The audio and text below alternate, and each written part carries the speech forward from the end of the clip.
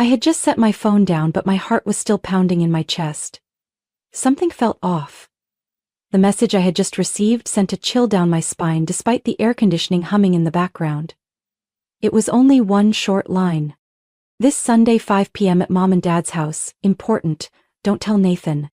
No greeting, no explanation, just a cold command. The message was from Amanda, my husband Nathan's sister.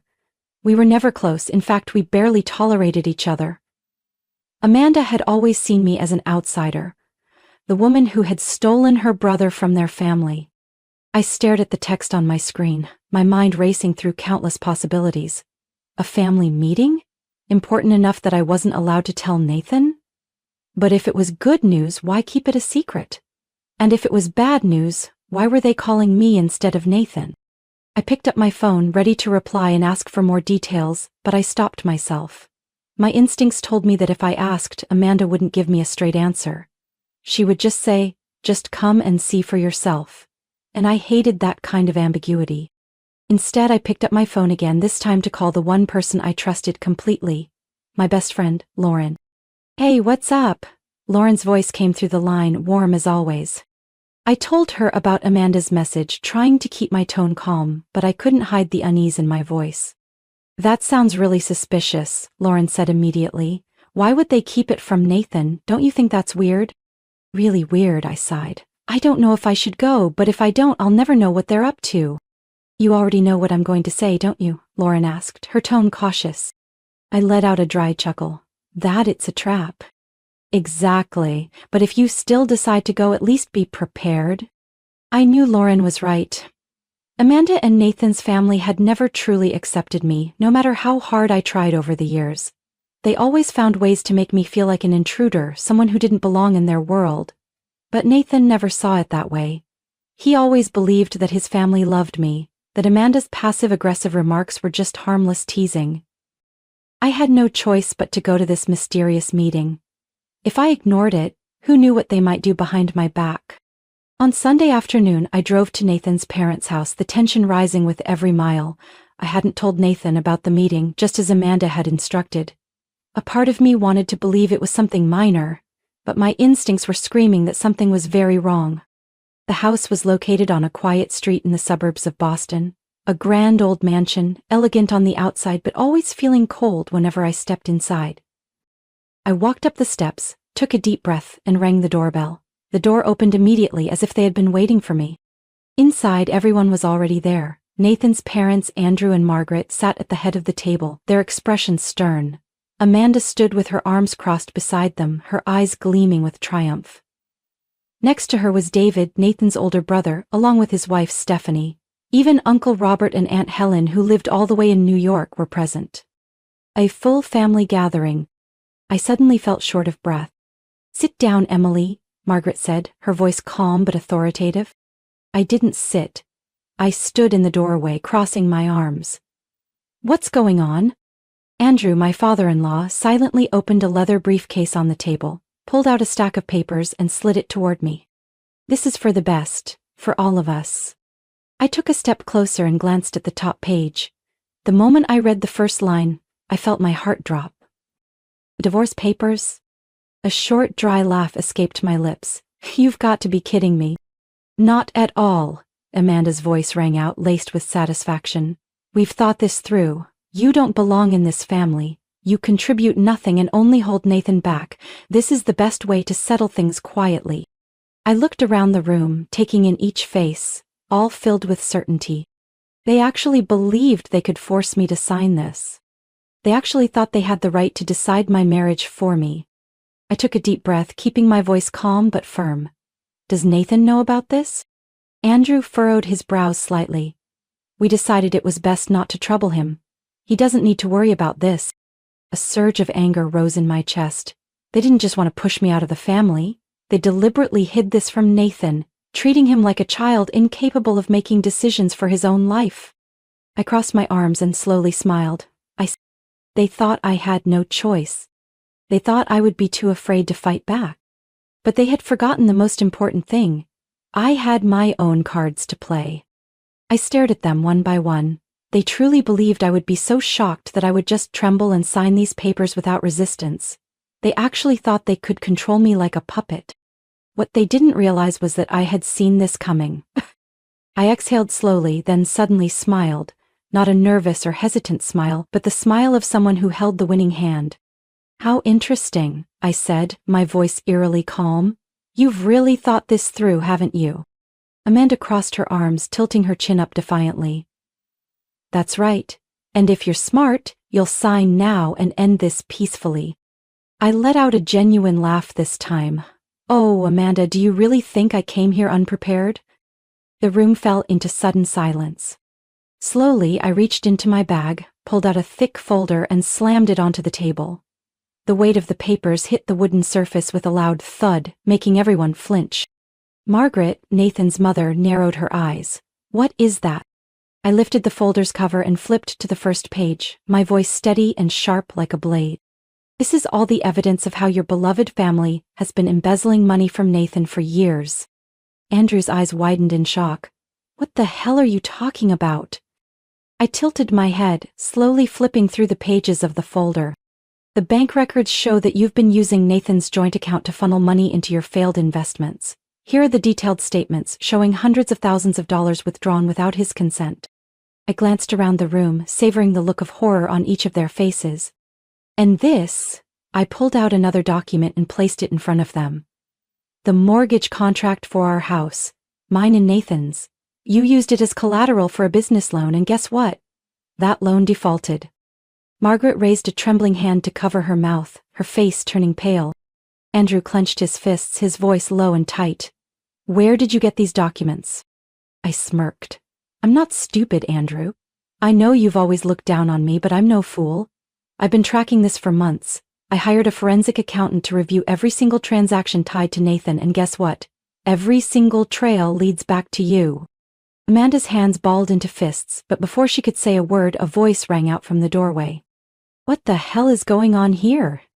I turned my head. Nathan stood there, confusion and disbelief written all over his face. His eyes darted around the room, landing on the pile of documents on the table before shifting to his parents and sister. "Emily," he said, suspicion laced in his voice. "What is this?" I took a deep breath. This was the moment I had been waiting for. I pushed the folder toward him. "Nathan, you should sit down." He looked at me, then at his family, before slowly stepping forward and picking up the folder. The room fell into silence as Nathan flipped through the pages. I watched the emotions shift on his face. Confusion, then shock, and finally, devastation. His voice came out hoarse. "Dad, is this true?" Andrew avoided Nathan's gaze. Margaret swallowed hard, desperately trying to keep her composure. "Nathan, sweetheart, everything we did was for you. We were just trying to help you." "Help me?" Nathan cut in, his voice shaking with anger. "By embezzling my money? By using my house as collateral without telling me a damn thing?" Amanda quickly jumped in. "Nathan, don't let her turn you against your family."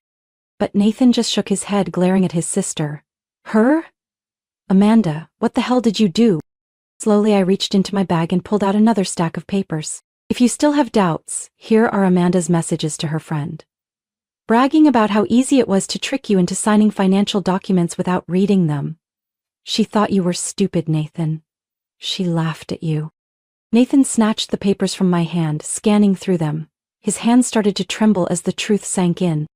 I turned to Amanda, locking eyes with her. "Anything you'd like to say?" Amanda's face turned pale, her lips parted slightly, but no words came out. Nathan looked at his parents, then back at his sister. The rage in his expression faded, replaced by something even worse, utter disappointment. "You betrayed me," he said, his voice hoarse with pain. Margaret frantically reached for her son's hand. "Nathan, we're family. He jerked his hand away. "Family. Family doesn't do this to each other." I crossed my arms, scanning the room, savoring the moment as everything crumbled around them. "Nathan," I said, keeping my voice steady, "what do we do next?" He was silent for a moment, then looked at me. And in that moment, I knew he had made his choice. I reached for the pen and slid it toward him. "First," I said, smiling slightly, "you sign my papers." Nathan picked up the pen, his fingers tightening around it so hard they turned white. The room was filled with heavy silence. I watched, waiting for the final moment.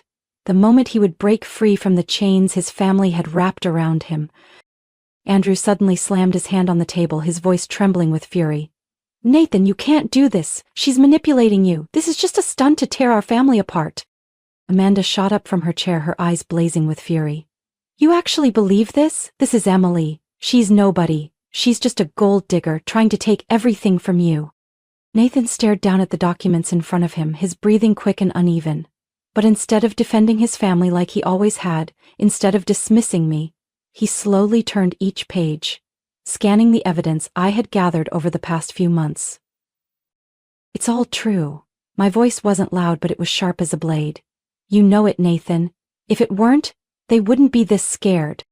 Andrew stepped forward, his face flushed red with anger, his fury barely contained. "Boy, you will not make this mistake. We are your family, she is not."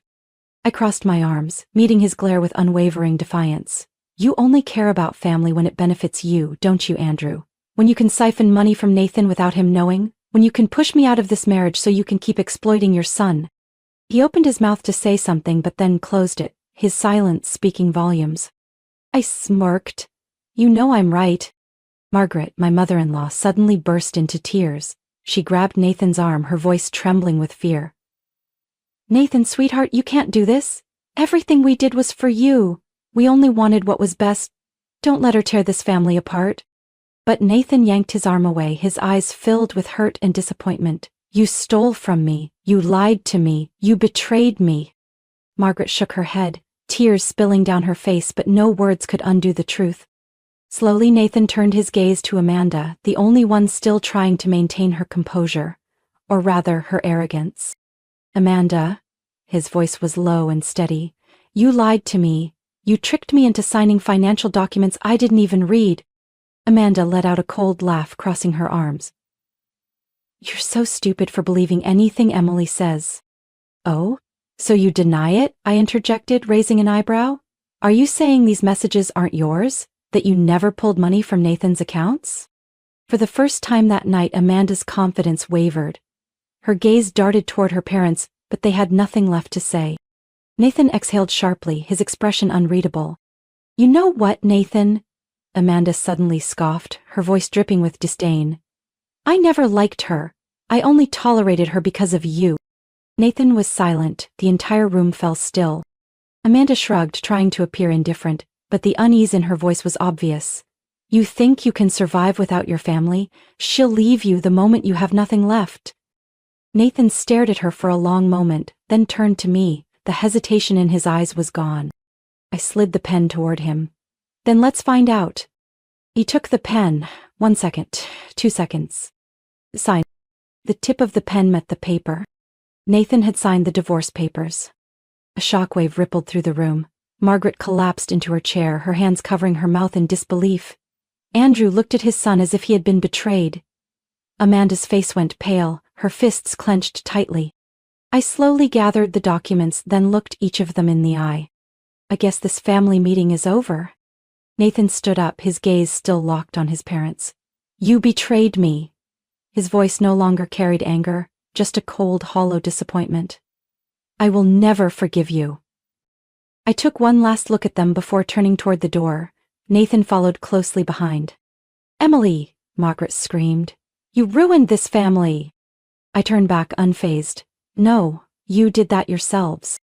And then I opened the door and walked out, leaving them in chaos. I stepped out of that house without looking back, feeling the weight of their world collapse behind me like a sandcastle being swallowed by the tide. But I knew just walking away wasn't enough. They had tried to destroy me, tried to push me out of Nathan's life like I was nothing more than an inconvenience. Now I would show them what true destruction looked like.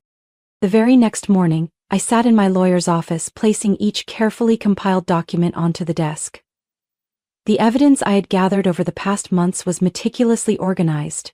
Bank records, suspicious transactions, the mortgage papers for the house Nathan and I had owned. Everything had been thoroughly reviewed by a forensic accountant, and now it was in the hands of the right people. "The IRS is going to love these," my lawyer said, flipping through the pages with a satisfied smirk. And I can guarantee they won't go easy on Andrew's family. 2 weeks later, everything started to fall apart.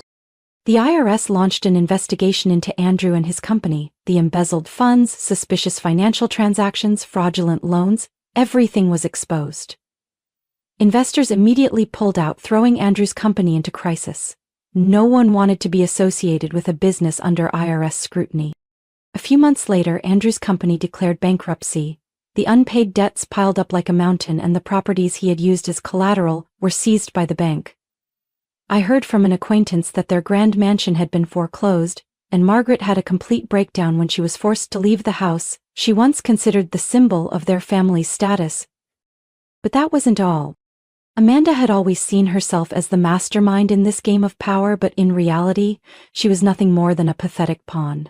I had gathered enough evidence of her financial misconduct, her misuse of company funds for personal expenses, the way she tricked Nathan into signing financial documents without his knowledge. And now, all of it was handed straight to the authorities.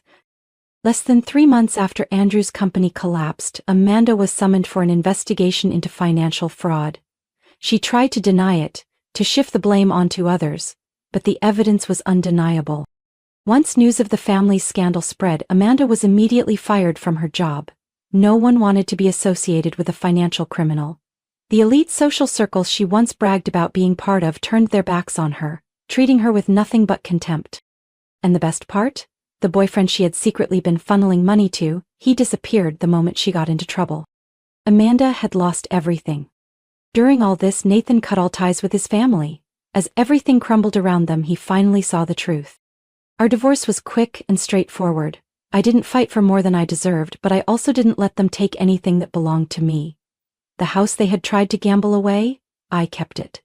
Our shared finances, I took my rightful share, and Nathan didn't contest it. At last, we signed the final papers, officially ending our marriage. Nathan didn't say much that day, but before he left, he turned to me and said, "Thank you, Emily, for showing me the truth." I nodded, saying nothing more. I didn't hate Nathan. He wasn't a bad person, just blind. And now at least he was finally free from them. But I didn't stop there. I made sure that everyone in the elite circles knew exactly what Andrew's family had done. The business partners they once worked with, the friends they flaunted their status to. Everyone found out that they weren't a powerful, respectable family, but frauds who had built their lives on stolen money. The whispers spread faster than any storm. No one wanted to be associated with them anymore. No more invitations to high-profile events, no more lucrative connections. Everything they once prided themselves on, their reputation, their status, their wealth, vanished into thin air. Margaret, who had always been obsessed with maintaining the family's image, was perhaps the one who suffered the most, watching everything she had built crumble under society's disdain. Amanda, once arrogant and self-assured, was now nothing more than a disgraced failure that no one cared about. Andrew, once a powerful businessman, was now a bankrupt man under IRS investigation. They had risked everything to push me out of Nathan's life, but in the end, it was they who were cast into ruin. I walked away, starting a new life. No more forced dinners with people who despised me, no more passive-aggressive remarks, no more feeling like I was being controlled. I was free, and I had no need to look back. And I had no regrets. Because sometimes, revenge isn't about getting even. It's about letting them destroy themselves. There are moments in life when we are pushed into unfair situations, when others try to manipulate, exploit, and control us for their own benefit, but what truly matters isn't how we are treated, it's how we respond. Emily chose not to stay silent, not to be a victim. She didn't just stand up for herself, she tore down those who tried to ruin her. This story is a reminder that sometimes the best revenge is letting the guilty collapse under the weight of their own mistakes. What do you think about Emily's story? If you were in her situation, what would you have done? Share your thoughts in the comments below, and don't forget to follow the channel for more captivating stories about family, life, and the lessons we learn along the way.